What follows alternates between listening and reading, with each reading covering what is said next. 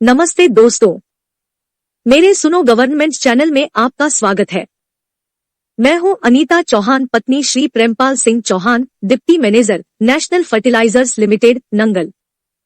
आज के वीडियो में एम्प्लॉइज पेंशन स्कीम से संबंधित एक नई जानकारी देने के लिए मैं आप सबको मेरे हस्बैंड श्री प्रेमपाल सिंह चौहान से मिलवाती हूं, जो इस विषय के जानकार है। तो चलते हैं। दोस्तों नमस्कार, उम्मीद करता हूं आप सब लोग अच्छे से होंगे।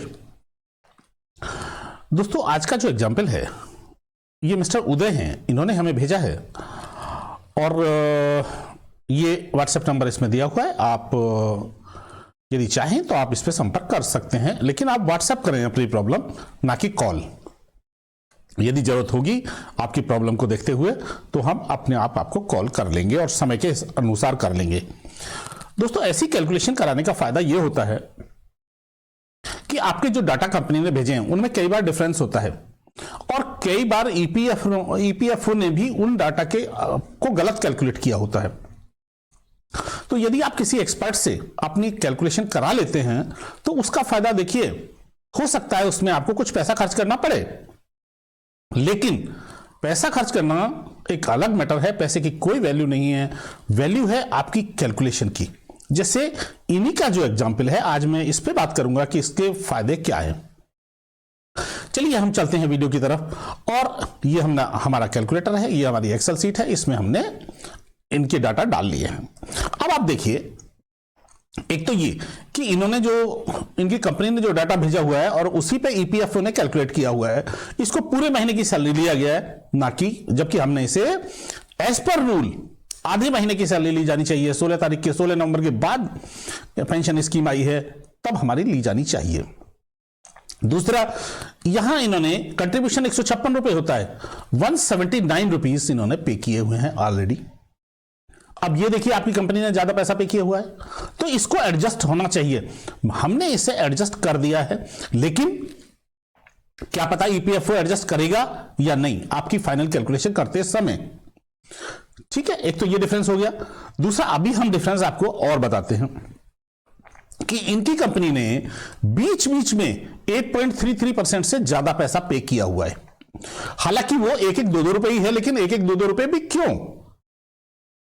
नवंबर 96 में उन्होंने जब हमने पाया कि उन्होंने यहां पे जो उन्हें पैसा भेजना चाहिए था, देखिए ये आपकी बेसिक है, ये 8.33% है और ये 1.16% है और ये वो पैसा है जो ईपीएफओ को भेजा गया है। तो यहां इन्होंने कहीं कहीं पे एक एक रुपया ज्यादा भेजा हुआ है। इसमें ये मैंने इसीलिए रेड मार्क कर दिया है, इसमें 1 रुपया ज्यादा भेजा हुआ है, इसमें 1 रुपया ज्यादा भेजा हुआ है। यहां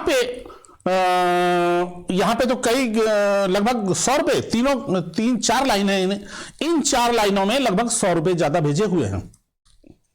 तो जब आप कैलकुलेट कराते हो तो यही कारण होते हैं कि आखिर कंपनी ने क्यों ज्यादा भेजा या ईपीएफओ ने ज्यादा उसे क्यों स्वीकार किया। तो ये आपका जो अमाउंट है, जो भेजा हुआ अमाउंट है ज्यादा, उसको एडजस्ट किया जाना चाहिए। और ये एडजस्ट तब होगा जब आप उनको लिखेंगे। मान लीजिए कि आप या तो आप आरटीआई में कैलकुलेशन बनवाएं अपनी, या फिर आप किसी से संपर्क के माध्यम से आप इसे करें। तो जब आप उनसे संपर्क करेंगे तभी ये प्रॉब्लम सॉल्व हो पाती हैं। आप और भी देख सकते हैं कि मैंने ये जितनी भी रेड लाइन हमने की हुई हैं, ये रेड लाइन सिर्फ हमने इसीलिए की हैं कि इनमें एक एक दो रुपए इनकी कंपनी ने ज्यादा भेजा हुआ है, उसको एडजस्ट किया जाना चाहिए। ऐसे छोटे छोटे अमाउंट से काफी लास्ट में जब हम देखते हैं तो काफी फर्क पड़ जाता है। अब हम चलते हैं टेबल 1 के लास्ट में। टेबल 1 के लास्ट में मतलब टेबल 1 हमारी ये है कि इसमें हम कैलकुलेट करते हैं कितना इंटरेस्ट जमा करना पड़ेगा, कितने आपके पैसे की वैल्यू है और बाकी आपकी सारी चीजें। हमने ये मार्च 2024 तक कैलकुलेट कर दिया। देखिए जनवरी चल रही है, मैं उम्मीद करता हूं कि मार्च 2024 तक डिमांड लेटर आ जाएंगे, या लोगों का अब इकट्ठे आने चाहिए जो भी गवर्नमेंट की गाइडलाइन हो, और जब इकट्ठे आएंगे तो मार्च 2024 तक उम्मीद करना चाहिए कि हो जाएगा। ये यहां पे जो अमाउंट है ये 1.16% है और ये आपका जो पैसा वहां जमा हुआ है। देखिए मैंने आपको जो ऊपर बताया 107 का अंतर आ रहा है। जो कंपनी ने ज्यादा भेजा हुआ है वो 107 ज्यादा भेजे हुए हैं, इनके ज्यादा जमा किए हुए हैं, जबकि 1,71,124 जमा होने चाहिए थे 8.33% के हिसाब से, और इनके 107 ज्यादा भेजे हुए हैं। अब होना ये चाहिए, ये 107 आपने ज्यादा भेज दिए तो वो इसमें एडजस्ट हो जाने चाहिए, ठीक है। अब ये एडजस्ट होंगे या नहीं ये टाइम बताएगा। तो 4,21,317 डिफरेंस अमाउंट इन्हें जमा करना है, और 10,32,976 विद इंटरेस्ट आपको जमा करना है मार्च 24 तक। यदि आपके पास डिमांड ड्राफ्ट अभी भी आ जाता है तब भी मार्च 24 तक यह स्थिति होगी। लेकिन आज की डेट में मेरी सलाह यह रहेगी कि यदि किसी को जनवरी में भी डिमांड लेटर मिलते हैं या फरवरी में मिलते हैं तो आप उसे तुरंत जमा कर दीजिए। जो उस महीने की लास्ट डेट है उससे पहले जमा कर दीजिए, क्योंकि उस महीने का भी इंटरेस्ट जो 4-5 हजार रुपए, 6 हजार रुपए, 10 हजार रुपए तक बनता है वो क्यों देना, इसकी डिटेल्स हमने पूरी टेबल 2 में दी हुई है। ये टेबल 2 में हमने समझने के उद्देश्य से और इनके वर्जन के साथ कि ये क्या है फिगर्स, ये सारी की सारी फिगर यही है जिसको हमने टेबल 2 में दे दिया है। अब हम चलते हैं टेबल 3 की तरफ। टेबल 3 में जो आपने जो पैसा जमा किया हुआ है उस पैसे की वैल्यू क्या है। इस टेबल के एंड में जब हम पहुंचेंगे तो हम जाके देखेंगे कि इस पैसे की वैल्यू, आपका जो पैसा जमा किया है उस पैसे की वैल्यू विद इंटरेस्ट, जो इंटरेस्ट आपका ईपीएफओ दे रहा है उसी पे, हाँ उसकी वैल्यू क्या है। साथ में टेबल 4 है। टेबल 4 में हमने एवरेज निकाला है कि आपका एवरेज क्या होगा। अभी ईपीएफओ की तरफ से एक बात और पता लगी है मुझे, हालांकि वो गलत है, और लेकिन जैसे वो करते हैं फिर हमने उसी प्रकार से किया है कि यदि आप मान लीजिए जुलाई में आप 20 तारीख को रिटायर हो रहे हैं, इन्हीं का केस है कि आप जुलाई की 20 तारीख को आप रिटायर हो रहे हैं या आप रिटायर हुए हैं, तो जुलाई महीने को छोड़ के उससे पहले जो 60 महीने हैं उनका वो एवरेज लेते हैं। और इस तरह जब हम एवरेज लेते हैं तो हमारे एवरेज में और उनके एवरेज में जो पिछले एग्जांपल्स में फिगर में अंतर आ रहा था वो अब बिल्कुल सही आ रहा है। 13,017 ये एक महीने का छोड़ देते, उस महीने के छोड़ देते हैं। यदि इस महीने की, इससे आपका ये नुकसान हो जाता है कि इस महीने की आपकी मान लीजिए सैलरी ज्यादा है और आपने 29 दिन 25 दिन काम किया है, तो कई बार लोगों के प्रमोशन हो चुके हैं, ये लास्ट का एक महीना छोड़ देते हैं। कई बार लोगों की सैलरी लास्ट के महीने में ज्यादा होती है, इसकी अपेक्षा वो एक महीने पिछले का ले लेते हैं, तो उससे और थोड़ा सा एवरेज कम हो जाता है 2-4 रुपए। ये ईपीएफओ ने टैक्टिस अपनाई हुई है। जबकि यदि मान लीजिए आप जुलाई में, मान लीजिए 29 जुलाई को रिटायर हो रहे हैं या 30 जुलाई को रिटायर हो रहे हैं या जस्ट एक दिन पहले रिटायर हो रहे हैं, तो उसमें जब आप 30 दिन की सैलरी यहां लेंगे और एक महीने पिछले दिन की सैलरी लेंगे तो उसमें थोड़ा सा अंतर आएगा एवरेज में। यही अंतर मैंने अभी तक फील किया है कि ये 50 से 100 रुपए और 200 रुपए तक का अंतर आता है। लेकिन ईपीएफओ इसको इस तरह कैलकुलेट करता है कि आपका जून के यदि 20 दिन है तो 20 दिन को छोड़ देगा और पिछले महीने से वो एवरेज कैलकुलेट करेगा। ये रहा टेबल 4 की वाली बात। अब हमने इसमें इस टेबल को हम बाद में देखेंगे या अभी देख लेते हैं कि आपका जो इसकी पैसे की वैल्यू होती है वो 6,91,614 रुपए होती है जो आपका पैसा जमा है। ये टेबल 3 के अनुसार में, जो टेबल 3 में हम लास्ट में देख लेंगे अभी, उसमें जो ये वैल्यू है। और यदि 2650 रुपए, मान लीजिए आप हायर पेंशन के लिए अप्लाई ना करें, यदि आप हायर पेंशन के लिए अप्लाई नहीं करते हैं तो your pension will be 2654 ever, और इससे it's interest is 4708 at the rate of 8.2%। तो इससे कभी भी you will never get your money deposited in your EPFO account. तो आपको कभी भी इस पैसे की वैल्यू, इससे आपकी रिकवरी कभी भी नहीं होगी। इस तरह ये भी हमने एक टेबल 5 निकाली है कि आपकी पैसे की वैल्यू क्या कुछ सालों में हो सकती है, रिकवर हो सकती है। अब हम चलते हैं टेबल 4 और टेबल 3 और टेबल 5 के एंड में चल के हम देखेंगे कि देखिए आपका जो जमा पैसा है वो ऊपर भी हमने बताया वो है 1,71,124। 1,71,124 की जो वैल्यू है वो 6,91,614 रुपए आती है। इस 6,91,614 रुपए की यदि हम रिकवरी देखें तो ये कभी भी नहीं होगी। यानी 274 महीने के बाद भी ये वैल्यू इतनी बढ़ती चली जा रही है और इसका इंटरेस्ट बढ़ता चला जा रहा है, यानी फॉरएवर। यानी कई बार मैंने ये कहा है कि ईपीएफओ को एक ऐसी पॉलिसी बनानी चाहिए थी, या ये पॉलिसी हमारी अच्छी थी यदि इन्होंने कट ना लगाए होते, तो ये आपके पैसे की वैल्यू तो कम से कम आपको, जब तक आप जिंदा है, कुछ एवरेज एज मान लीजिए आदमी 14 साल जीता है, 15 साल जीता है, एवरेज एज इंडिया के अंदर 71.8 ईयर्स है, तो 58 टू 71.8 ईयर्स, 71.8 ईयर्स तक आपके पैसे की वैल्यू ही आपको मिल जाए, वही एक बड़ी बात है, लेकिन ऐसा नहीं हो रहा है। चलिए अब हम चलते हैं इनकी पेंशन कैलकुलेशन की तरफ। इनकी पेंशन कैलकुलेशन में जो इंपॉर्टेंट डेट है वो तो आपको मालूम ही है कि एक तो 31 अगस्त 2014 है। इस दिन इन्होंने सर्कुलर में जो चेंजेस किए थे, 2014 में जो चेंजेस किए थे, उसका एंड है 31 अगस्त, और 1 सितंबर 2014 से पॉलिसी अलग प्रकार से लागू हुई है। 10 अप्रैल 1964 इनकी डेट ऑफ बर्थ है। 23 जनवरी 91 को इन्होंने ज्वाइन किया है, और देखिए इनके 4.81 ईयर्स होते हैं इनके पुरानी सर्विस में, 8.85 इनका फैक्टर हो जाएगा, और इस तरह इनकी जो पुरानी पेंशन मिलेगी वो 23 ईयर्स से इनके टोटल कम, 23 ईयर्स से थोड़ा सा कम होते हैं इनकी जो एलिजिबिलिटी सर्विस है। इस तरह 480 रुपए इनको ओल्ड पेंशन का बेनिफिट मिलेगा। ओके, लेकिन इन्होंने अर्ली पेंशन ली है। Date of early exit from your employment that is 20 जुलाई 2018 को ले ली थी। इनके 58 पूरे होते हैं। इस तरह इनका जो पुरानी पेंशन मिलेगी इनको, वो मिलेगी 480 रुपए। अब हम इनकी प्रेजेंट पेंशन कैलकुलेट करते हैं। प्रेजेंट पेंशन कैलकुलेट करने के लिए, यानी जो अभी इन्हें पेंशन मिल रही है उसमें 730 दिन इनको बोनस मिला हुआ है प्रेजेंट पेंशन में, और इनके 8 to 8 डेज होते हैं। 6500 इनकी पहली बेसिक है, और जो हमने एवरेज बेसिक निकाली वो 13,017 है। तो इस तरह 6856 डेज पर ही मैंने कैलकुलेट की है, जबकि 6864 डेज पे हमारे आते हैं।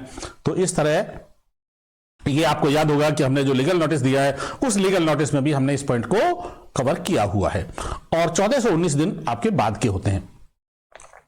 तो इस तरह इनकी पेंशन कैलकुलेट होकर आती है 3133 रुपए। लेकिन 3133 रुपए आती है, आपने अर्ली पेंशन ली है, यानी 4 साल पहले पेंशन ले ली है, तो 4 साल पहले पेंशन में जो आपका फैक्टर आता है वो आता है 0.85। तो 0.85 से हम इसको मल्टीप्लाई कर देंगे तो 2661 रुपए आपको पेंशन मिलनी चाहिए थी, लेकिन आपको मिल रही है 2650 रुपए। अब यहां भी एक देखने वाला विषय है कि ये 2650 क्यों मिल रही है। जब हम एक एक पैसे का कैलकुलेट कर लेते हैं तो यहां यही अंतर है जब आप एक्चुअल कैलकुलेट कराते हो। देखिए 11 रुपए महीने भी मान लो आपको कम मिल रहा है, तो क्यों मिल रहा है? ईपीएफओ को एग्जैक्ट अमाउंट देना चाहिए ना।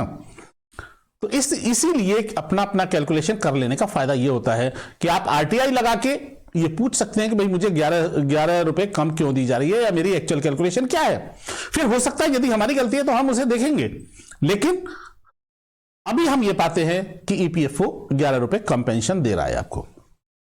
दूसरा, अभी जो एफएक्यू जारी हुए थे उसमें इनको एक नुकसान हो जाएगा कि उसमें चूंकि इन्होंने अर्ली पेंशन ली है, यानी अर्ली एग्जिट लिया है अपने एम्प्लॉयमेंट से, तो इनको बोनस बेनिफिट नहीं मिलेगा। इनको बोनस का बेनिफिट नहीं मिलेगा। अभी एफएक्यू में पहले मिलता था कि 20 साल सर्विस हो गई है, फिर बाद में इन्होंने पहले एक सर्कुलर निकाल दिया था कि यदि आपने 20 साल भी पूरे हो गए लेकिन अर्ली एग्जिट है तो आपको 2 साल का बेनिफिट नहीं मिलेगा। तो आपको ये बेनिफिट नहीं मिलेगा अर्ली एग्जिट में। तो न्यू पेंशन आपकी बनती है, देखिए न्यू पेंशन आपकी बनती है 14,000। ये इसको इंप्लीमेंट करने के बाद 17,534 बनती है, लेकिन 17,534 जो बनती है वो, और ये 60 मंथ्स के हिसाब से और प्रोरेटा के हिसाब से 22,078 रुपए बनती है। 22,078 क्यों बनती है? क्योंकि इनकी एवरेज 12 महीने का एवरेज बहुत ज्यादा 20,000 रुपए का अंतर है, इसीलिए इनकी प्रोरेटा पेंशन ज्यादा बनेगी, भले ही इन्होंने 2018 में लिया हुआ है। तो इस तरह हम देखते हैं कि ये 14,884 रुपए इनकी इफेक्टिव पेंशन बनेगी 2650 घटाने के बाद। अब हम चलते हैं इनको एरियर कितना मिलेगा।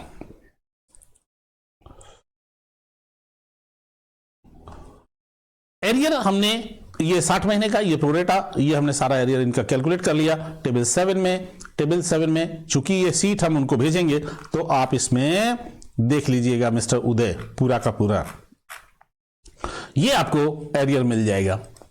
और जो आपको एरियर मिलेगा 18 से लेके 10,17,387 रुपए, आपको 10 लाख ही लगभग जमा करने पड़ेंगे और 10 लाख ही आपको एरियर मिल रहा है। ये आपको जो एरियर मिल रहा है उस एरियर से सारा का सारा एडजस्ट हो जाएगा। अब आपकी जो पैसे की वैल्यू है लगभग 6,91,000 रुपए, वो आपका बचा। सिर्फ आपने जो जमा किया है, आपको लगभग जितना जमा करना पड़ रहा है, यदि आज की रेट 2024 तक हम बात करें तो जितना पैसा आपको जमा करना पड़ रहा है उतना ही आपको मिल रहा है। जैसे अब हम आगे की टेबल में मैं आपको इस बात को और अच्छी तरह बताने की कोशिश करूंगा कि आपको 10,32,000 रुपए आपको जमा करना है, लेकिन आपको एरियर देखिए कितना मिल रहा है। एरियर ये आ गया 10,17,000, 10,17,000 आपको एरियर मिल रहा है और 10,32,000 आपको जमा करना पड़ेगा। तो आपको मेरी सलाह रहेगी कि आप तुरंत जैसे ही आपके पास डिमांड लेटर आता है आप इसे जमा कर दीजिए। तो 1,71,000 रुपए आपका पैसा आज तक जमा हुआ है, 6,91,000 इसकी वैल्यू है। अब लगभग 6,91,000 आपके पैसे की वैल्यू जो है ये आपको बचेगी। अब हमें इसे देखना है, इसमें आपको पेंशन का एरियर मिल चुका है 1,81,140 रुपए, और एक इंटरेस्ट का अमाउंट भी हमने माना है कि आप 47,000 का लगभग आपको इंटरेस्ट मिल चुका है पिछले 6 साल में। तो इस तरह 4,78,540 रुपए आपके बचते हैं और जो आपके लगभग 30 महीने में रिकवर हो जाएंगे यदि डायरेक्ट बात करें तो। और इसी तरह आप प्रो रेटा में बात करें हम तो 1,67,000 रुपीज बचते हैं, तो आपके 7 महीने में रिकवर हो जाएंगे।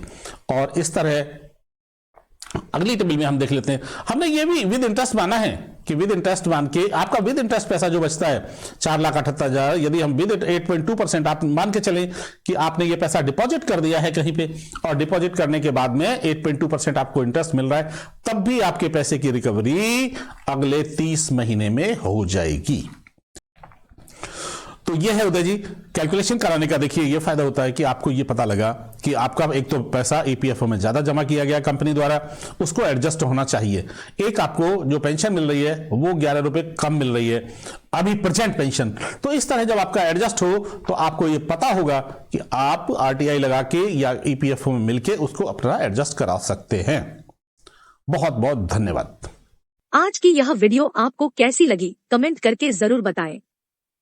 इस वीडियो को देखने के लिए धन्यवाद। लाइक और सब्सक्राइब करें, बेल आइकॉन जरूर दबाएं।